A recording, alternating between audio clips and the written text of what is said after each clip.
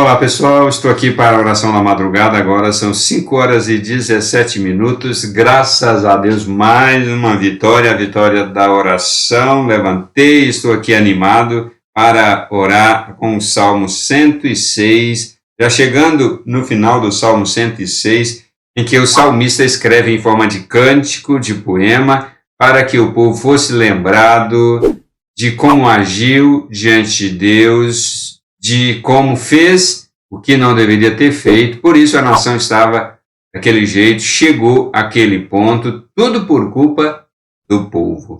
A nação chegou ao ponto que chegou porque o povo fez o que Deus disse para não fazer. No verso 34, não exterminaram os povos como o Senhor lhe havia ordenado. O Senhor disse, olha, quando vocês entrarem, vocês expulsem todos os povos da terra de Canaã, todo aquele território que eu dou a vocês, vocês expulsem os moradores, porque aquela terra é de vocês, por herança, por promessa, por pacto, então vocês tomem posse dela.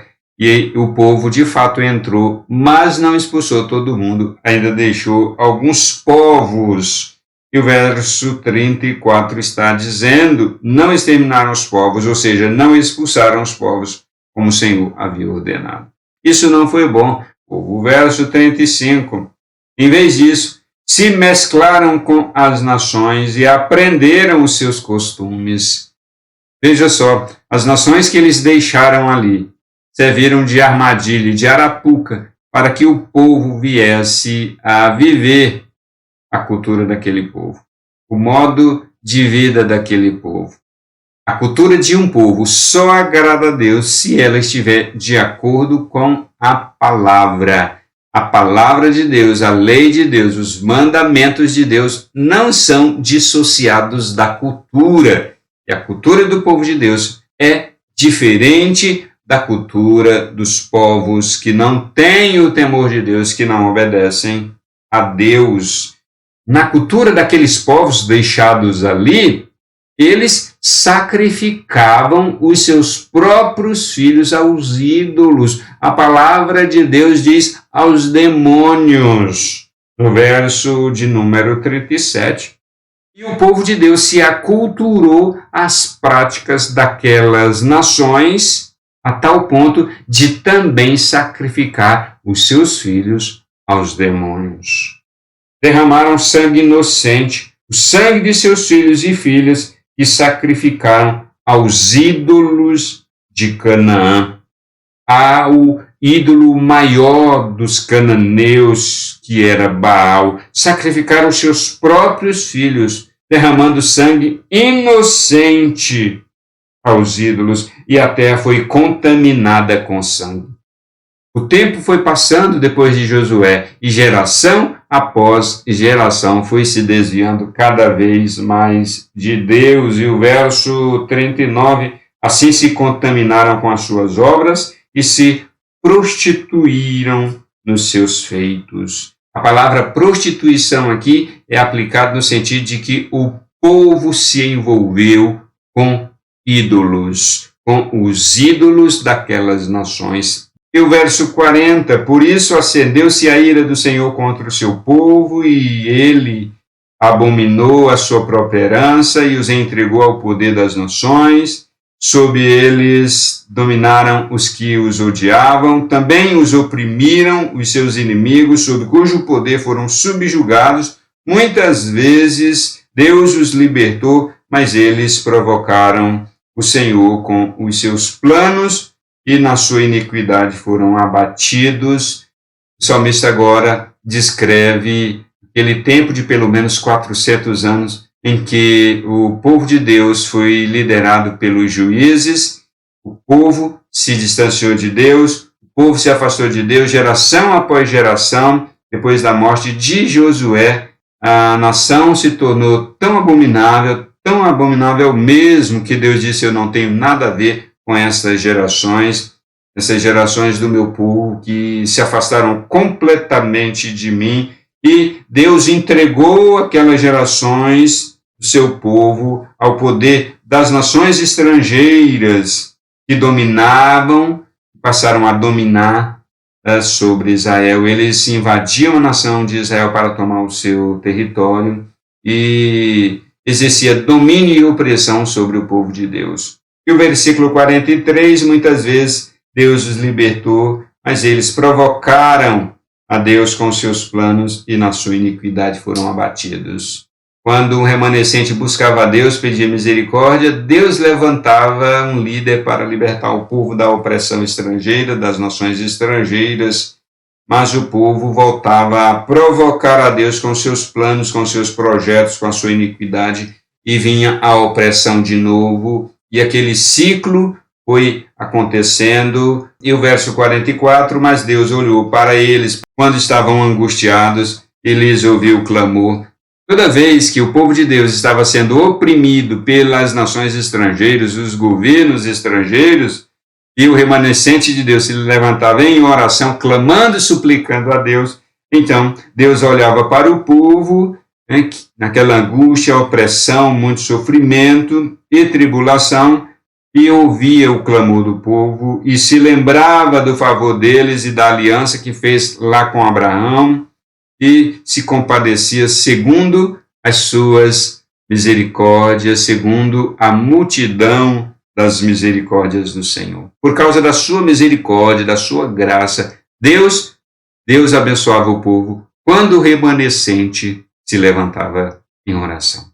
É importante que pelo menos o remanescente de Deus se levante em oração, assumindo o compromisso de orar pela nação, pelo povo, reconhecendo os pecados nacionais, os pecados da igreja, os pecados do povo de Deus e clamar misericórdia. Por causa da oração de uma pessoa, por causa da oração de um pequeno grupo de pessoas que amam a Deus de fato e de verdade, o Senhor poupa uma nação inteira.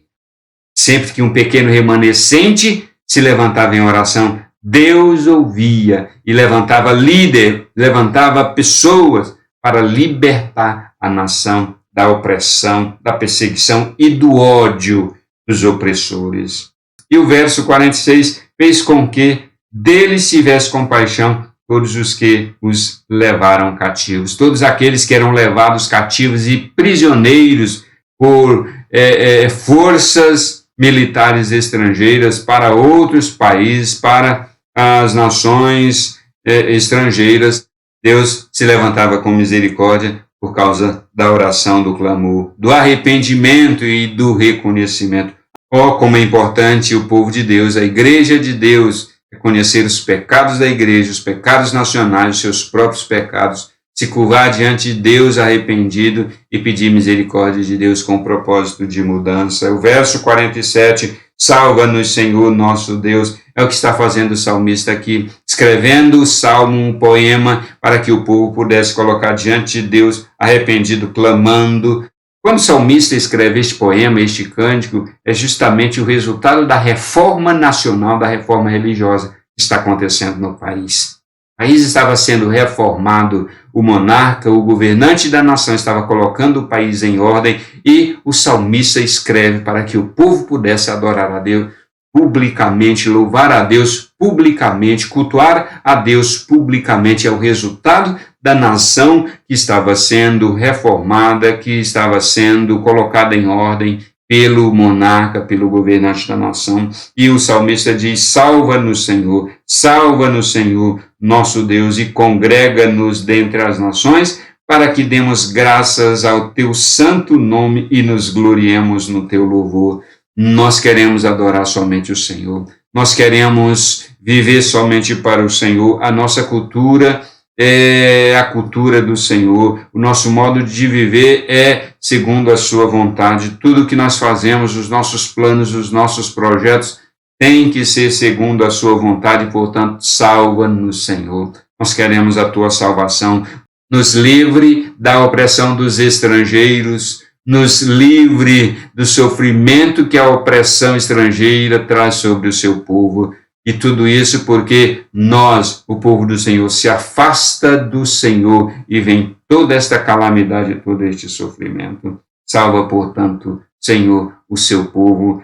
Louvado seja o nome do Senhor. Bendito seja o Senhor, Deus de Israel. Termina o Salmo Bendito seja o Deus de Israel, de eternidade a eternidade, e todo o povo diga amém, aleluia. O louvor público, o cântico público, a declaração pública, para que o povo pudesse aprender a cultura de adorar ao Senhor e não aos ídolos das nações estrangeiras. O povo estava sendo ensinado aqui por meio deste salmo a adorar publicamente o Senhor Deus de Israel e não aos ídolos das nações estrangeiras, à cultura dos povos estrangeiros em torno da nação de Israel.